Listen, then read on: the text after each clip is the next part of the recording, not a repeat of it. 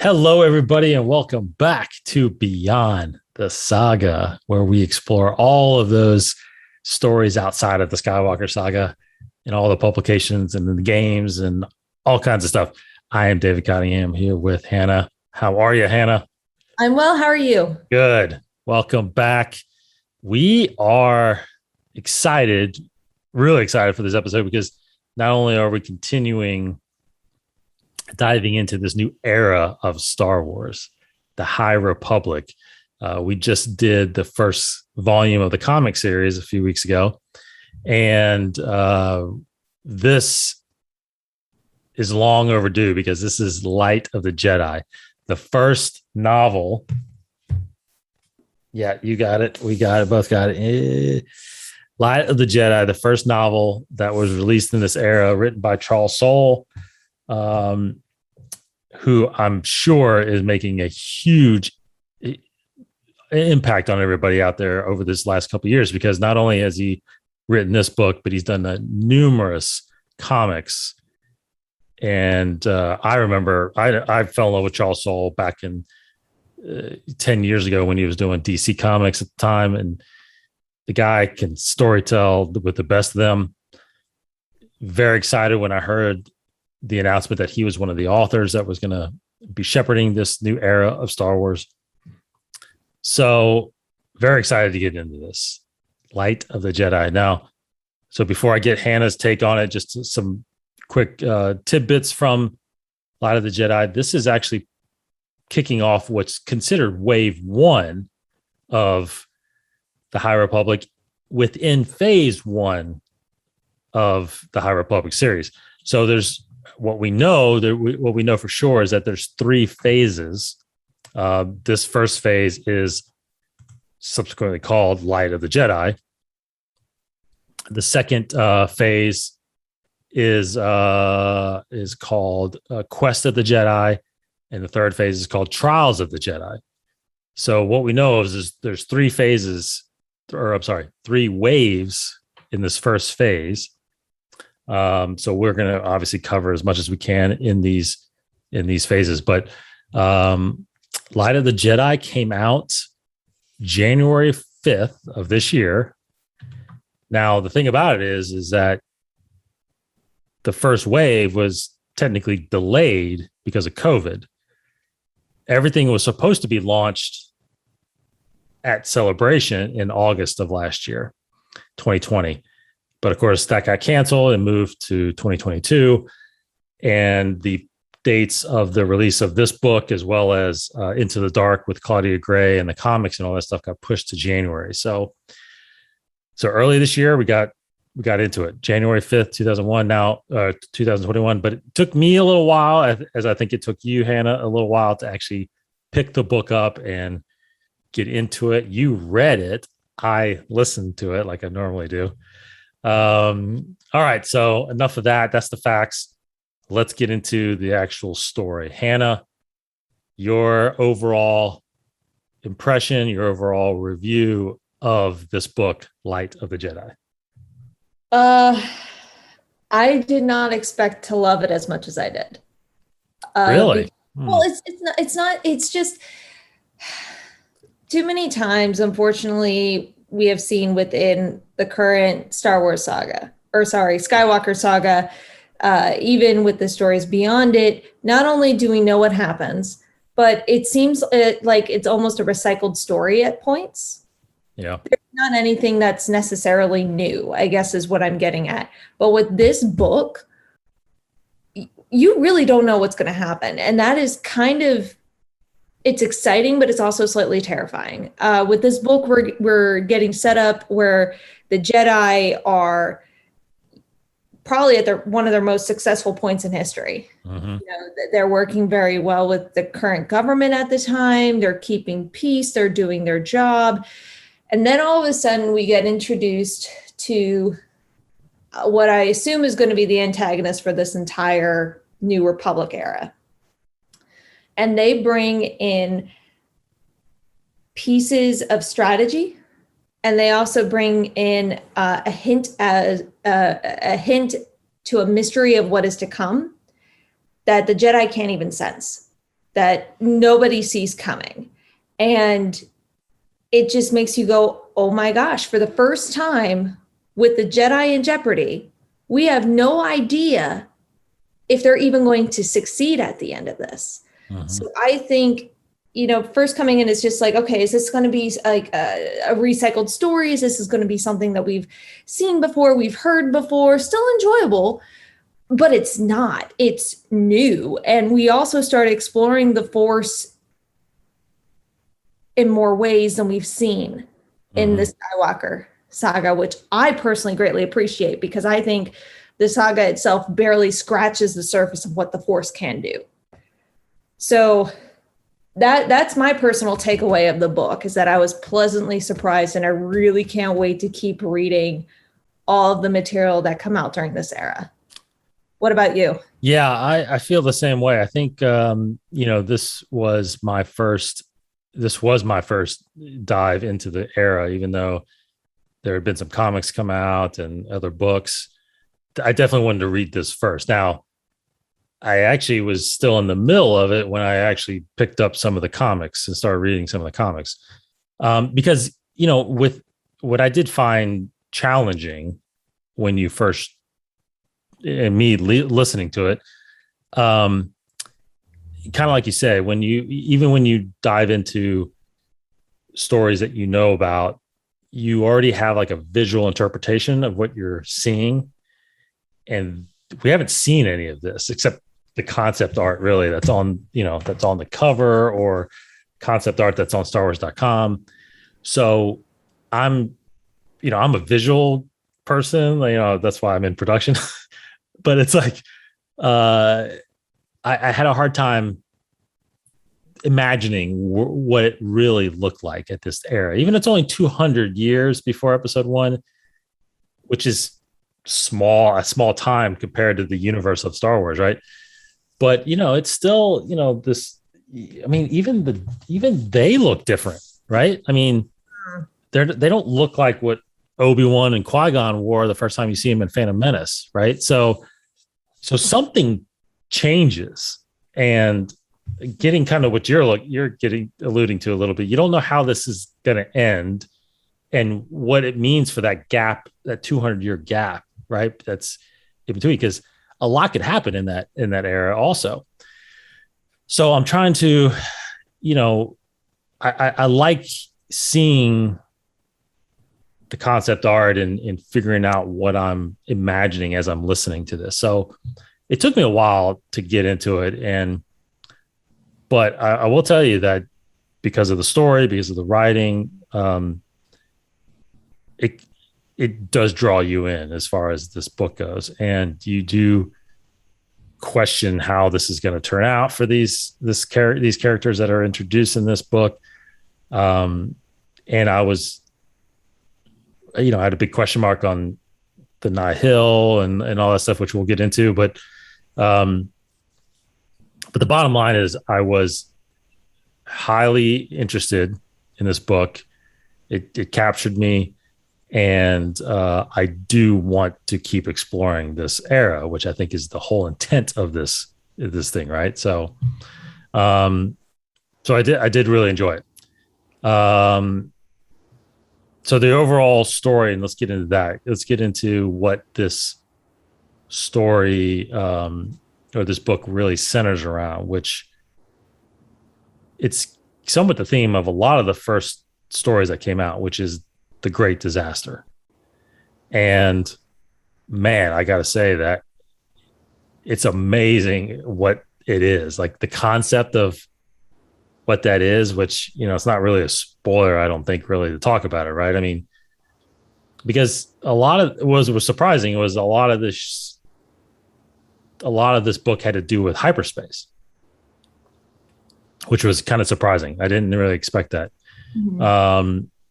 And then, of course, you have the goal, the end game of this book too, is getting to Starlight Beacon, which is going to play a big part in the stories to come. Also, Starlight Beacon is basically what the setup is that the Jedi and the Republic, which again is kind of this way still in the Skywalker time, it's very central to the galaxy in the core worlds, and there's not a lot of connectivity to the Outer Rim world still.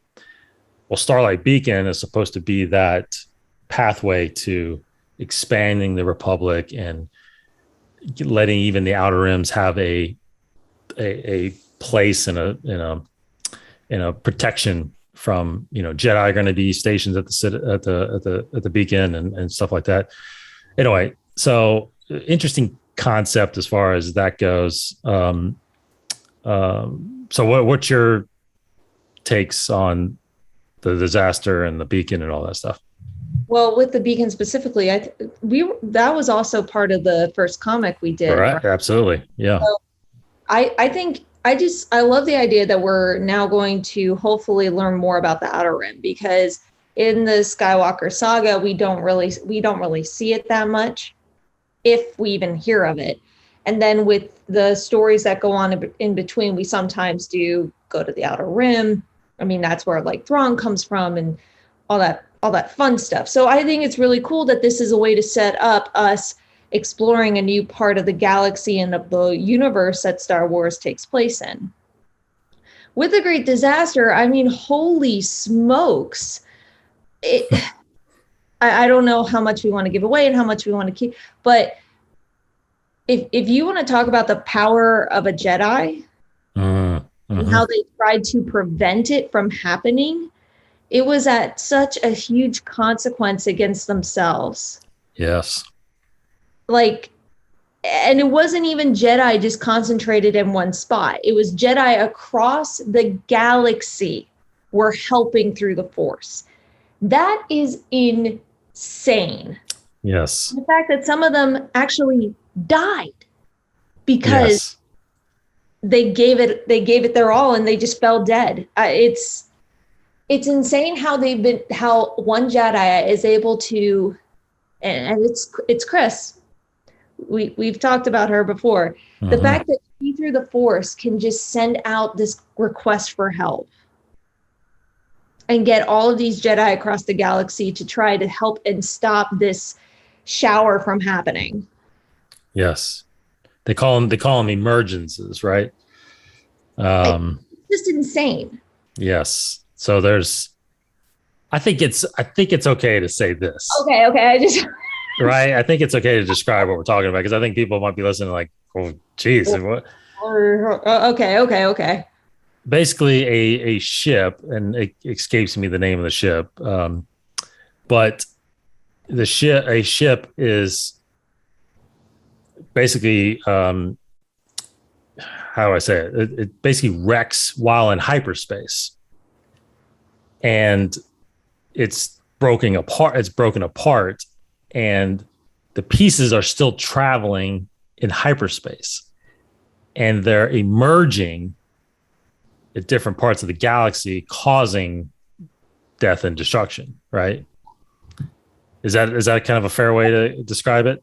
I think it is. It's essentially, it's somehow, and that hasn't been heard of before. Correct. Somehow a ship got attacked. In hyperspace. In hyperspace. And then throughout the galaxy, there were meteor showers. Mm-hmm. They thought were meteor showers, but was actually pieces of the ship just coming and destroying civilization after civilization. I mean, yeah. So that's the Great Disaster. And I think that's a lot of part of the book, is them figuring out how to stop whatever's happening and what caused it. And you mentioned obviously Avar Kriss, Jedi Master Avar Kriss. Now, she is somebody I think we are going to hear about for a long, long time. She's going to be developing into, I think, a very prominent character, not only in this story, but like you said, she's in the comics. There's other stories that are coming out of her. She's easily identified as somebody that Lucasfilm was getting behind a lot, right? And I love that about it. I think you have to have a main character that everybody's going to get behind and learn this type of era from, and a Jedi master obviously is somebody you want to do that with, who has all the experiences and everything that, and knows all the characters. I thought, so I think she was fantastic in this book, and I can't wait to hear and see what happens to her going forward. I think she might be the one character that's safe, in a lot of these books. Cause I think there's, at least what I'm hearing and rumor wise, that there's some crazy stuff that happens in some of these other books that have come out that I haven't gotten into yet. Meaning that possibly some deaths going on and stuff like that. Right. So, but I think she's safe. What do you think about Avar? I absolutely love her. And I mean, that's an excellent point that you make, that, you need to have at least one character in these books. And don't get me wrong, there are a lot of great characters, but for some reason you're just drawn to her. And I almost wonder, it's because whenever I was reading her in this book, it's like, to me, she felt like a mom. She felt like somebody who was a leader, but she was so loving and encouraging, but also, she put the gauntlet down when she needed to. Like, she is your ideal Jedi, in my opinion. She is. I almost wonder if Yoda tried to learn from her, because I would argue she's wiser than Yoda. Wow. Yeah. Just her wisdom and her knowledge of the Force and her ability to use it alone is like, we haven't seen anything like this before. No, I definitely agree. So I think just because how lovable, but at the same time, even though that doesn't seem approachable, she still seems to be an approachable person. So I think you're right. I hope she's safe. If they kill her, I will throw my book across the room. Yeah. But I really liked her, and I hope we see a lot more of her in the future.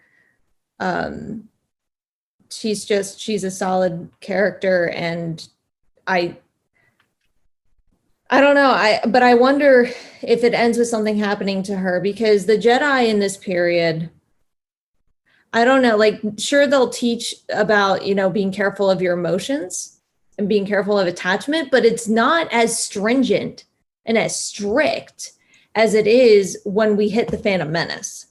Right. So I almost wonder if whatever happens is what makes the Jedi sort of change into that direction. Well, and I'm sure we'll talk a lot about this coming up, but apparently this era somewhat leads into the Disney Plus series called The Acolyte, right? Yes. And we don't know who the Acolyte actually is. Can it be her? Maybe.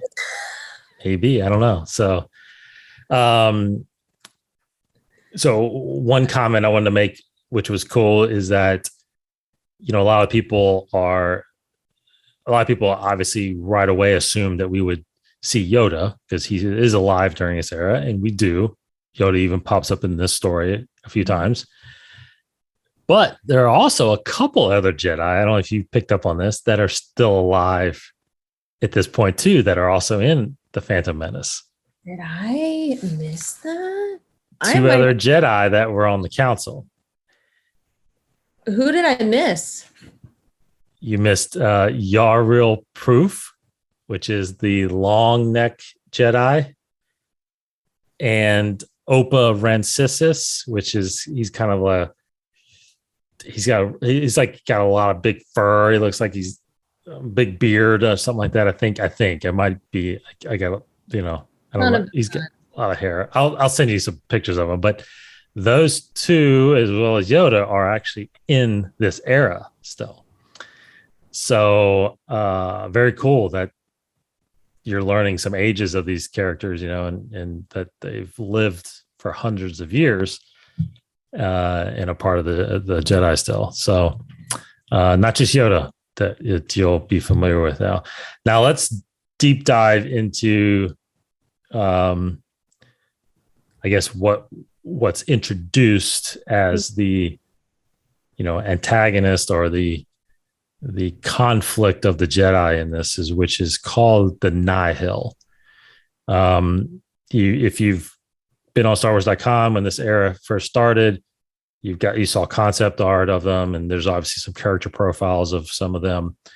But the Nihil, they're not Dark Jedi, they're not Sith. This is a whole different race of beings that pose a threat to not only the Jedi but the entire Republic. Mm-hmm. So, what do you think about the Nihil? How serious of a threat do you actually feel like they've shown in this book and maybe on beyond?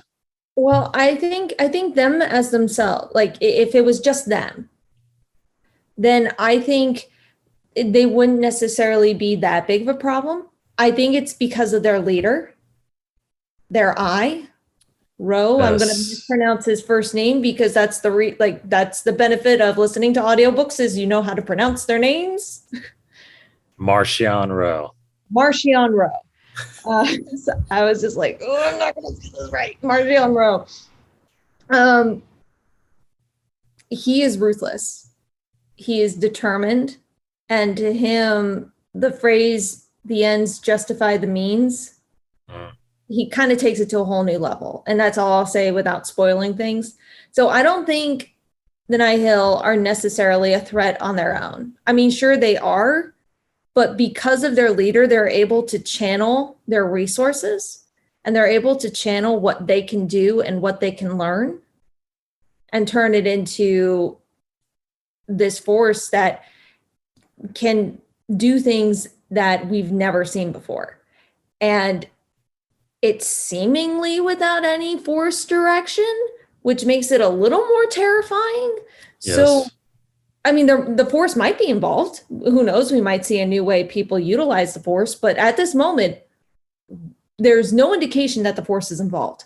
So it is going to be, so that just brings another challenge up for the Jedi because they're not going to be able to sense anything going on or any plan. Yeah. What are your thoughts? No, I think, like I said at the beginning, I think I was a little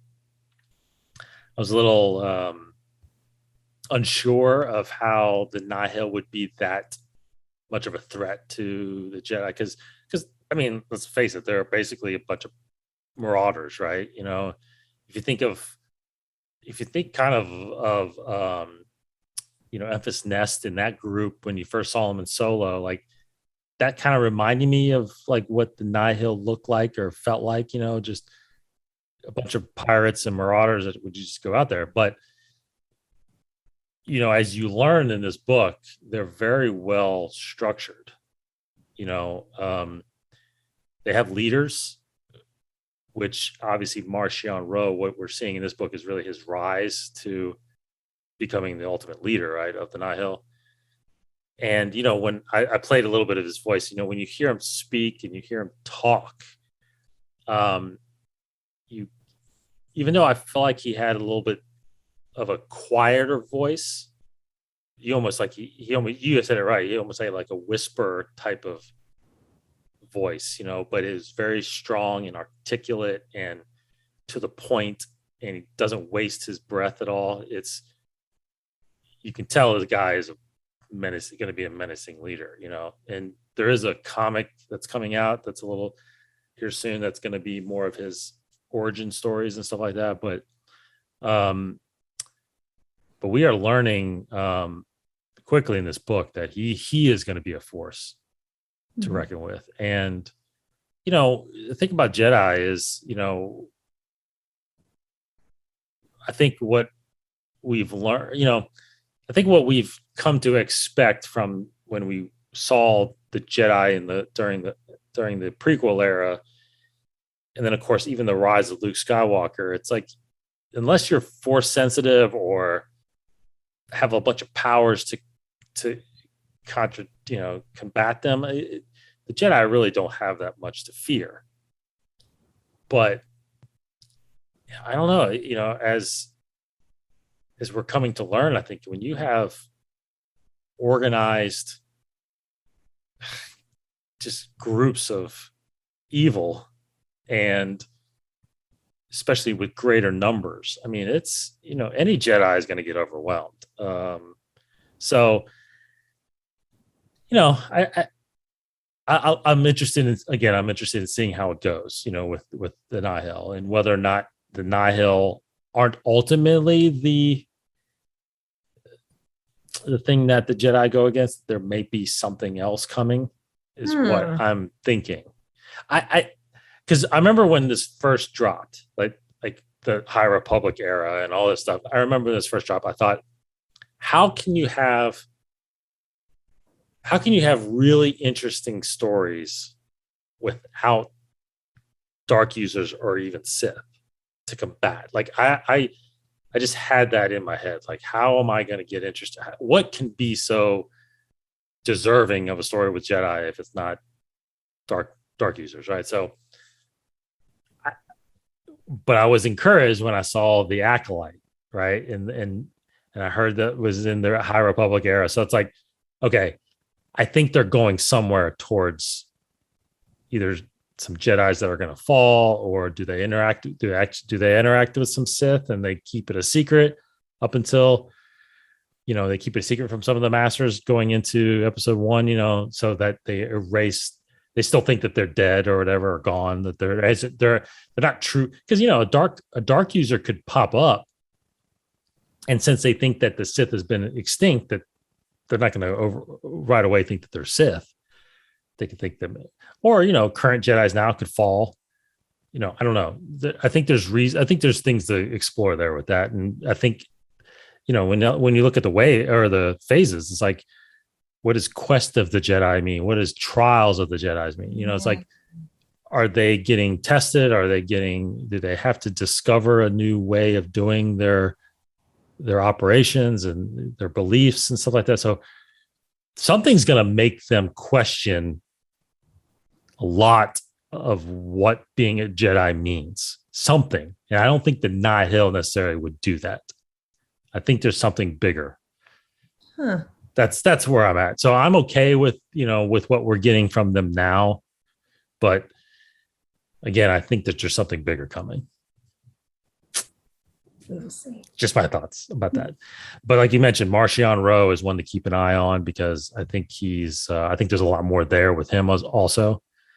I wouldn't be surprised if he doesn't end up being truly like force sensitive, and maybe he's getting manipulated by the dark side or somehow, I don't know. But anyway, yeah. Interesting, huh? Yeah. Okay, so I don't know if we did we do this? I don't know if we did this on the comic. Part of me just misremembers, but you usually talk about how the story impacts the saga, right? Now, we're not in that era, right? But how does this at all, Hannah, does this impact what you know and think about the Jedi? Like, now we know the Jedi in this era, even though we're still learning. Does that impact what we know later, and how you feel about them later? Does it do anything like that? I don't think so. I think if anything, it just makes me go, it seems like they sort of have this whole yin yang of the Force thing figured out. Now, it could be because we haven't heard of any Sith, so there's no necessary danger at the moment when it comes to the dark side of the Force. I don't think it changes the thought, but it does. It only solidifies the idea that the ways of the Jedi have changed throughout the years. Mm-hmm. I mean, we saw it during the Skywalker saga, but even then, I don't know about you, but I kind of assume that what we see in Phantom Menace, that's always been the Jedi way. Right. At least canonically, that's always been the Jedi way. So it's very interesting to see that's not the case. So it makes you go, okay, well then what made them want to detach from everything entirely? Right. Mm-hmm. And then it makes you think, well, how did the Jedi get to this point 200 years before Phantom Menace? So right. I don't know whether that's, disconcerting or encouraging, but it's definitely interesting. Yeah. What about you? Yeah. I think, part of me knows the industry, right? You have to change something to make it look different so you can sell more toys and, do all that. I get that. But I would have been okay if they dressed the same as they did in Phantom Menace, right? I mean, it would have been a familiarity to it that it would have easily drew me in. But when you start seeing this concept art of how they look, it's like, man, why didn't they look like that from the beginning? Of course, we can't predict that because George had his own way of how they looked, and probably in his mind they always looked like that, right? So this is somebody else's ideas of changing the way they look. But beyond that, I think no, I think you're right. I think there's ideals and there's concepts that constantly seem like they're changing over the course of generations based on what's happening in the galaxy, right? I mean, I think even now there's still even 200 years before episode 1, even though the galaxy and the Republic have been established, there's still a sense of exploration going on, right? So they're exploring new worlds, or exploring new ways to govern. So with that, you have to kind of adapt to new situations and new species and new conflicts and new beliefs, So I think that was at least what I think, based on the theories and everything that's been out there, and what we know about them, what they end up being in the movies and stuff like that, is I think there's a complacency that sets in with the Jedi, and an arrogance that we know everything and we've got it all figured out.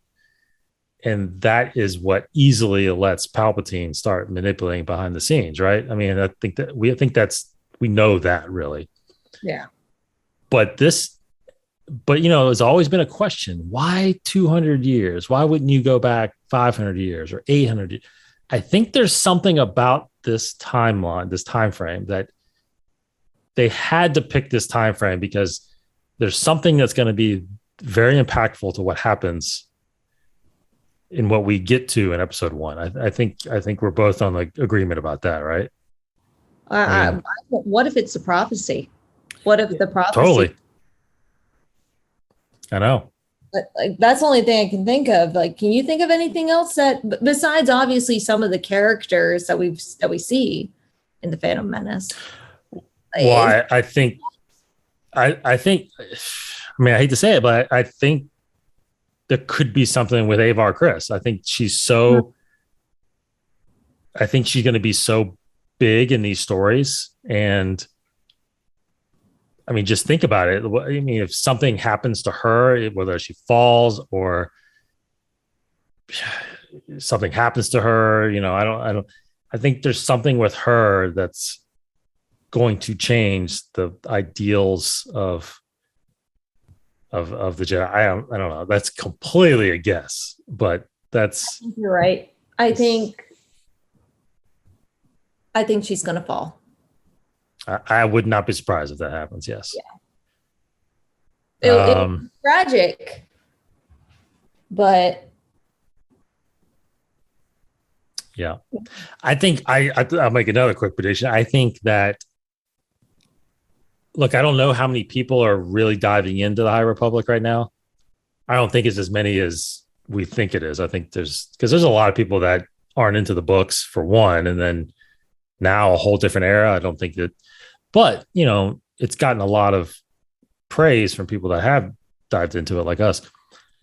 I think that in a year or two, whenever we get to the conclusion of these phases, I think there's going to be a lot of crazy things happening. And I think people are going to get wind of it then. And they're going to be like, whoa, wait a minute. Should I have been reading all of this? And then they're going to go back and start reading this so they can catch up to what's happening, because that's what's going to happen. I think is, after a year or two of these phases, I think I think by the time we get to this Trials of the Jedi phase, I think it's going to be crazy stuff going on. I hope so. It'll be very refreshing and it'll be very exciting. So Agreed. Okay, so that is Light of the Jedi. Very good to get into this era. I think we had some comments on our last video we did.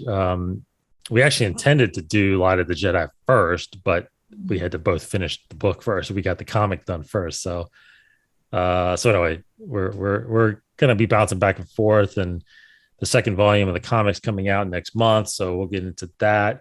I'm getting into the dark right now from Claudia Gray, which is the young adult novel that was released in wave 1. So we'll talk about that.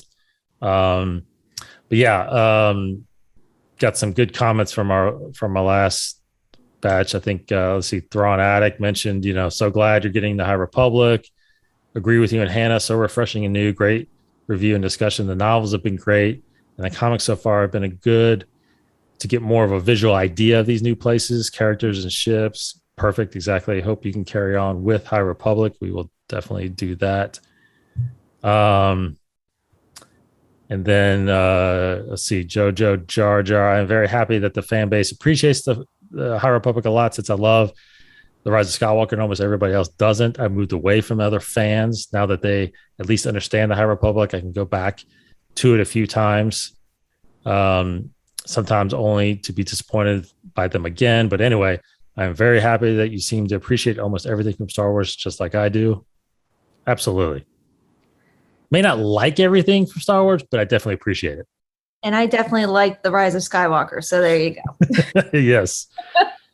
And then I did want to mention Windu Waika commented and just said, hey guys, just came around your podcast. This was a great episode. Glad you're enjoying the new era. I've been reading the High Republic novels and comments myself since its launch, and I'm loving it. Currently in the middle of wave 2.